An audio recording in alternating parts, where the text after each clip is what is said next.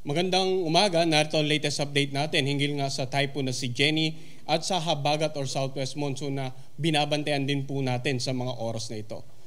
Sa latest satellite imagery, makikita natin na yung mata ng bagyo si Jenny ay malayo pa rin sa kalupaan ng ating bansa. Subalit yung malawak na kaulapan na dala nito, nakaka-apekto na nga sa ilang bahagi ng Northern Luzon. Lalong-lalo na dito sa may bandang dulong Hilagang Luzon. At kanina alas 10 ng umaga, ang typhoon na si Jenny ay tinatayan nating nasa layong 210 kilometers ang layo, hilagang silangan ng Itbay at Batanes. Taglay nito ang lakas ng hangin na umabot na hanggang 150 kilometers per hour malapit sa gitna nito at yung pagbugso ng hangin aabot naman hanggang sa 185 kilometers per hour. Sa ngayon kumikilos ito sa direksyong west-northwest sa bilis naman na 15 kilometers per hour. So dito naman sa may bandang kanlurang bahagi ng Central and Southern Luzon, patuloy pa rin pinag-iibayan ni Jenny ang habagat. Kaya dalawa po yung hihimayin natin, no? Yung weather na dulot ng bagyo si Jenny sa Northern Luzon area at yung mga paulan na dulot ng habagat sa ilang bahagi ng Central at Southern Luzon. So dahil sa patuloy na paglapit ni Jenny sa may bandang area ng southern part ng Taiwan at dulong Hilagang Luzon, nakataas pa rin ng Tropical Cyclone Wind Signal number 3 dito sa northern portion ng Batanes sa may bandang Itbayat.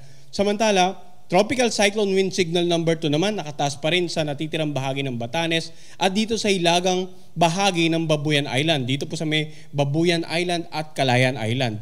So, ito pong mga nabanggit nating lugar na may warning signals number 3 and 2 makakaranas ng masungit na panahon. Kapag sinabi nating masungit na panahon, malalakas na hangin na pwedeng makasira ng mga bahay na gawa sa mga magagaan na materyales. Yung mga bahay na sinasabi nating nipa huts or yung mga bahay kubo. Pwede rin makapagpatumba ng mga poste ng kuryente, masira yung mga linya ng komunikasyon, at makapagpatumba rin ng ilang uri ng mga halaman. Bukod pa dyan sa mga pag-ulan na pwedeng magpagdulot ng mga pagbasa low-lying areas at mga possible landslide sa mga areas na malapit sa gilid ng bundok. Ang mga karagatan din sa paligid ng area sa may warning signals number 2 and 1, inaasahan po natin na magiging maalon hanggang sa napakaalon. Pagbabawal na pong pumalawat ang anumang uri ng sakyang pandagat sa mga bahaging karagatan nga nitong mga lugar na may warning signals number 3 and 2. Samantala, yung lugar naman na naka-highlight ng light blue, yan naman yung mga lugar na sa kasalukuyan, mayroon pa rin nakataas na Tropical Cyclone Wind Signal number 1. Ito nga natitirang bahagi ng Babuyan Island, hilagang bahagi ng mainland Cagayan, northern portion ng Apayao at northern portion ng Ilocos Norte. Yung mga nabanggit naman nating lugar, posibleng makaranas ng mga pag-ulan at paminsan-minsang pagbugso ng hangin. In terms of rainfall, ano nga ba inaasahan natin na direktang dulot ng bagyo si Jenny, no? So karaniwan mga lugar sa Hilagang Luzon ang inaasahan nating makakaranas ng mga pag-ulan na dulot ni Jenny. Ngayon hanggang bukas ng tanghali, posibleng umabot ng mula 100 hanggang 200 millimeters of rain ang babagsak sa Batanes area. Samantala sa northern portion naman ng Babuyan Island, 50 to 100 millimeters of rain. Simula naman bukas ng tanghali hanggang sa Biyernes ng tanghali, ang Batanes at yung northern portion ng Babuyan Island ay pwedeng makaranas ng mula 50 hanggang 100 millimeters of rain. At dahil din sa location at pagkilos ng bagyong si Jenny, patuloy naman itong pinag-iiba yung habagat, no? So dito nga sa may bandang kanlurang bahagi ng gitna ng Katimugang Luzon, may inaasahan din tayong paulan. Ngayong araw, 50 to 100 millimeters of rain sa Zambales, Bataan, Occidental Mindoro, northern portion ng Palawan kasama ang Calamian, Cuyo Island at maging ang Kalayaan Island.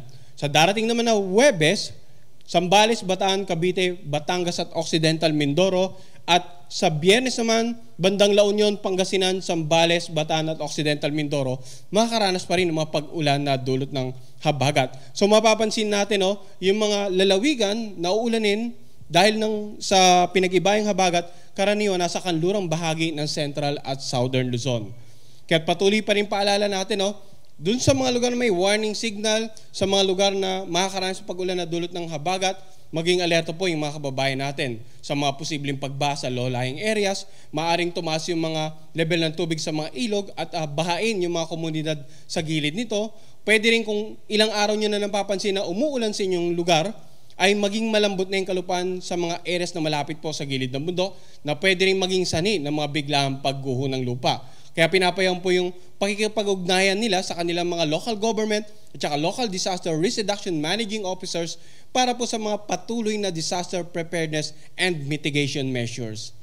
Samantala, yung pinag-ibayang habagat, bukod sa paulan, may inaasahan din po mga paminsan-minsang pagbugso ng hangin.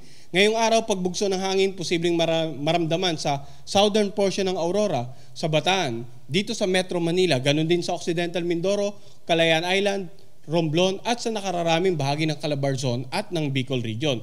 Samantala bukas, pagbugso ng hangin, posible pa rin maranasan sa southern portion ng Aurora, sa Romblon, at sa ilang bahagi ng Calabarzon at Bicol Region. So kapag may mga pagbugso tayo ng hangin, dagdag pa dyan yung paparating na patuloy na palapit na bagyong si Jenny sa dulong Hilagang Luzon, may epekto ito sa mga lagay ng pag-aalon ng karagatan. Dahil kay Jenny, may nakataas tayong gale warning sa mga karagatan sa paligid ng Batanes, Cagayan kasama ang Babuyan Island, Isabela at Ilocos Norte. Kapag may gale warning po, hanggat maaari huwag nang pumalawat ang mga uri ng sakayang pandagat dahil inaasa na magiging maalon hanggang sa napakaalon. Itong bahagi na naka-highlight ng red. Samantala yung habagat naman, magdudulot ng katamtaman hanggang sa maalong karagatan dito nga sa natitirang bahagi ng Luzon. So iba yung pag-iingat po sa pagpalaot, no? Lalong-lalo na yung mga kababayan nating mangisda at yung mga may maliit na sakayang pandagat, kung lalaot sila lalo-lalo na sa karagatan dito nga sa kanlurang bahagi ng Luzon dahil sa posibleng katamtaman hanggang sa maalong karagatan. Ano naman ang inaasahan natin pagkilos ni Jenny in the next 3 to 5 days? So, ito yung kasalukuyang location ni Jenny kanina alas 8 ng umaga at bukas nga ng umaga inaasahan natin. Halos malapit na siya dito sa boundary ng Philippine Air Responsibility, no? Sa layong 190 kilometers northwest ng Itbay at Batanes. Now, posibleng simula bukas ng hapon, tanghali hanggang hapon hanggang early evening ay lumabas na ito ng ating Philippine Air Responsibility. Pagdating ng Biyernes ng umaga, nasa labas na po ito ng PAR or sa layong 45 kilometers west-northwest ng Itbay at Batanes. So darating na Sabado, Linggo at Lunes next week, makita natin tuloy na itong kikilos patungo nga dito sa southern part ng China. So ang lahat po patuloy pa rin pinapayaw ng magantabay sa 6-hourly update. Yung mga tropical cyclone bulletin natin hinggil sa bagyong si Jenny, ang susunod nating Tropical Cyclone Bulletin ay ipapalabas mamaya alas 5 ng hapon. Samantala yung weather advisory naman natin sa habagat ay every 12 hours. So ang susunod nating advisory ay mamaya namang alas 11 ng gabi. At yan po muna ang latest mula dito sa Pag-asa Weather Forecasting Center. Magandang araw po sa kanilang lahat.